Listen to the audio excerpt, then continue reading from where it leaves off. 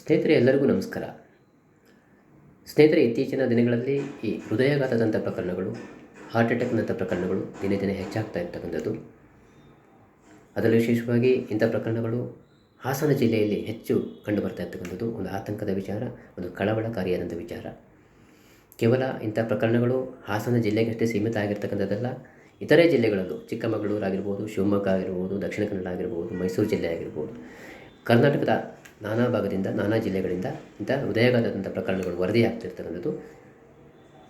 ಆದರೆ ಈ ಒಂದು ಪ್ರಕರಣಕ್ಕೆ ಸಂಬಂಧಪಟ್ಟಂತೆ ನಮ್ಮ ಕರ್ನಾಟಕದ ಮುಖ್ಯಮಂತ್ರಿಗಳಾದಂಥ ಶ್ರೀಮಾನ್ಯ ಶ್ರೀ ಸಿದ್ದರಾಮಯ್ಯನವರು ಒಂದು ಅಸಂಬದ್ಧ ಹೇಳಿಕೆಯನ್ನು ಕೊಟ್ಟಿರ್ತಕ್ಕಂಥದ್ದು ನಿಜಕ್ಕೂ ಕೂಡ ನಾಚಿಕೆಗೇಡಿನ ವಿಚಾರ ಹಾಗೂ ಹಾಸ್ಯಾಸ್ಪದವಾದಂಥ ಒಂದು ವಿಚಾರ.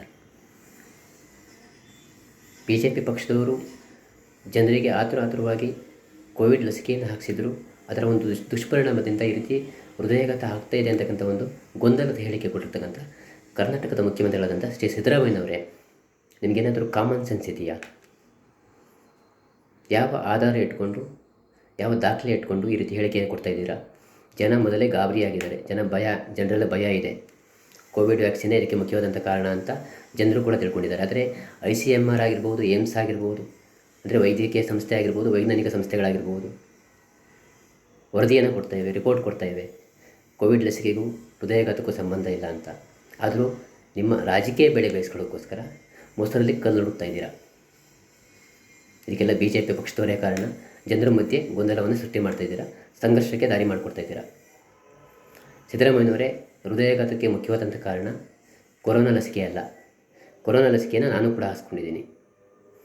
ಕೋವ್ಯಾಕ್ಸಿನ್ ಆಗಿರ್ಬೋದು, ಕೋವಿಶೀಲ್ಡ್ ಆಗಿರ್ಬೋದು, ಯಾವುದೂ ಕೂಡ ದುಷ್ಪರಿಣಾಮವನ್ನು ಬೀರೋದಿಲ್ಲ. ಅದು ವೈಜ್ಞಾನಿಕವಾಗಿಯೂ ಕೂಡ, ವೈದ್ಯಕೀಯವಾಗಿಯೂ ಕೂಡ ಸಾಬೀತಾಗಿರ್ತಕ್ಕಂಥದ್ದು.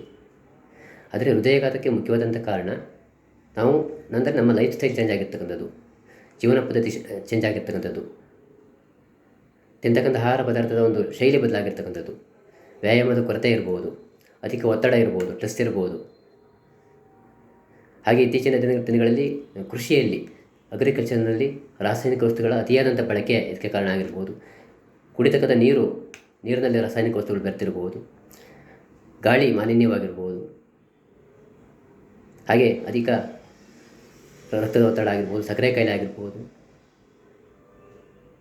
ಧೂಮಪಾನ ಆಗಿರ್ಬೋದು, ಮದ್ಯಪಾನ ಆಗಿರ್ಬೋದು, ಸಿಗರೆಟ್ ಸೇವನೆ ಆಗಿರ್ಬೋದು, ಅತಿಯಾದಂಥ ಮಾಂಸದ ಸೇವನೆ ಆಗಿರ್ಬೋದು, ಇದೆಲ್ಲವೂ ಕೂಡ ಮುಖ್ಯವಾದಂಥ ಕಾರಣ. ಹಾಗೆ ಇತ್ತೀಚಿನ ದಿನಗಳಲ್ಲಿ ಹೋಟೆಲ್ಗಳಲ್ಲಿ, ಪ್ರತಿಷ್ಠಿತ ರೆಸ್ಟೋರೆಂಟ್ಗಳಲ್ಲಿ ಕೃತಕ ಬಣ್ಣಗಳನ್ನು ಬಳಸ್ತಕ್ಕಂಥದ್ದು, ಪ್ರಿಸರ್ವೇಟಿವ್ಸ್ ಅಂತಕ್ಕಂಥ ಒಂದು ರಾಸಾಯನಿಕವನ್ನು ಬಳಸ್ತಕ್ಕಂಥದ್ದು, ಅಜಿನೋಮೋಟೊ ಆಗಿರ್ಬೋದು, ಯಾವುದೇ ಆಗಿರ್ಬೋದು, ಇಂಥ ರಾಸಾಯನಿಕ ವಸ್ತುಗಳ ಬಳಕೆ ಕೊಡೋಕ್ಕೆ ಕಾರಣ ಆಗಿರ್ಬೋದು. ಸಿದ್ದರಾಮಯ್ಯನವರೇ, ಆದರೆ ಹಾಸನ ಜಿಲ್ಲೆಯಲ್ಲಿ ಈ ಪ್ರಕರಣ ಹೆಚ್ಚಾಗಲಿಕ್ಕೆ ಕಾರಣ ಎನ್ನುವುದನ್ನು ನಿಮ್ಮ ಸರ್ಕಾರ ಒಂದು ವರದಿಯನ್ನು ಕೊಡಲೇಬೇಕಾಗುತ್ತೆ.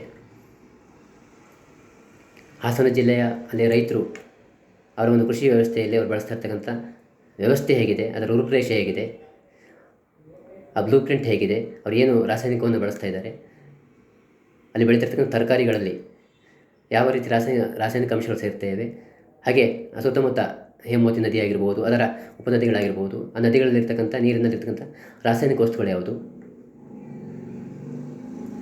ಯಾಕೆ ಹೇಳ್ತಾ ಇದ್ದೀನಿ ಅಂದರೆ, ಪದೇ ಹಾಸನದಿಂದಲೇ ಇಂಥ ವರದಿಗಳು ಬರ್ತಾ ಇರ್ತಕ್ಕಂಥದ್ದು. ಅಲ್ಲಿನ ಜನ ಕುಡಿತಾ ಇರ್ತಕ್ಕಂಥ ನೀರಿನ ಒಂದು ಪರಿಸ್ಥಿತಿ ಹೇಗಿದೆ, ಎಲ್ಲವನ್ನೂ ಕೂಡ ಅಧ್ಯಯನ ಮಾಡಬೇಕಾಗುತ್ತೆ. ಸುಮ್ಮನೆ ಬಾಯಿಗೆ ಬಂದಾಗಿ ಹೇಳಿಕೆ ಕೊಡೋದಲ್ಲ. ನಿಮ್ಮ ಯೋಗ್ಯತೆಗೆ ಒಂದು ಸರ್ಕಾರಿ ಆಸ್ಪತ್ರೆಯಲ್ಲಿ ಒಂದು ಹೃದಯಕ್ಕೆ ಸಂಬಂಧಪಟ್ಟಂತೆ ಒಂದು ECG ಮಾಡಲಿಕ್ಕೆ ಒಂದು ಸರಿಯಾದ ವ್ಯವಸ್ಥೆ ಇಲ್ಲ. ಬೆಂಗಳೂರಿನಲ್ಲೇ ಬಂದು ನೋಡಿ, ಬೌರಿಂಗ್ ಆಸ್ಪತ್ರೆ ಆಗಿರ್ಬೋದು, ವಿಕ್ಟೋರಿಯಾ ಆಗಿರ್ಬೋದು, ದನಗಳನ್ನು ತುಂಬಿರ್ತೀರ ಪೇಷಂಟ್ಗಳನ್ನು. ನಾಚಿಕೆ ಆಗಬೇಕು ನಿಮಗೆ.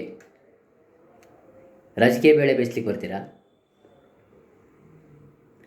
ಇಡೀ ದೇಶ ಎಮರ್ಜೆನ್ಸಿ ಇದ್ದಂಥ, ಹೆಲ್ತ್ ಎಮರ್ಜೆನ್ಸಿ ಇದ್ದಂಥ ಸಂದರ್ಭದಲ್ಲಿ ಕೇಂದ್ರ ಸರ್ಕಾರ ಒಂದು ದೃಢ ನಿರ್ಧಾರವನ್ನು ತಗೋತು, ಜನರಿಗೆ ಲಸಿಕೆಯನ್ನು ಕೊಡಿಸ್ತು. ಆದರೆ ಆ ಲಸಿಕೆಗೂ ಇದಕ್ಕೂ ಸಂಬಂಧ ಇಲ್ಲ.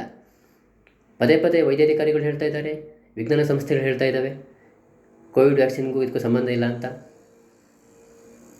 ರಾಜಕೀಯ ಮಾಡಲಿಕ್ಕೆ ಬರ್ತೀರಾ ಸಿದ್ದರಾಮಯ್ಯನವರೇ? ಇಂಥ ಅಸಂಬದ್ಧ ಹೇಳಿಕೆ ಕೊಡೋದನ್ನು ದಯವಿಟ್ಟು ನಿಲ್ಲಿಸಬೇಡಿ. ಇಂಥ ಕೊಳಕು ರಾಜಕೀಯವನ್ನು ಮಾಡಲಿಕ್ಕೆ ಹೋಗಬೇಡಿ ನೀವುಗಳು. ನಮಸ್ಕಾರ.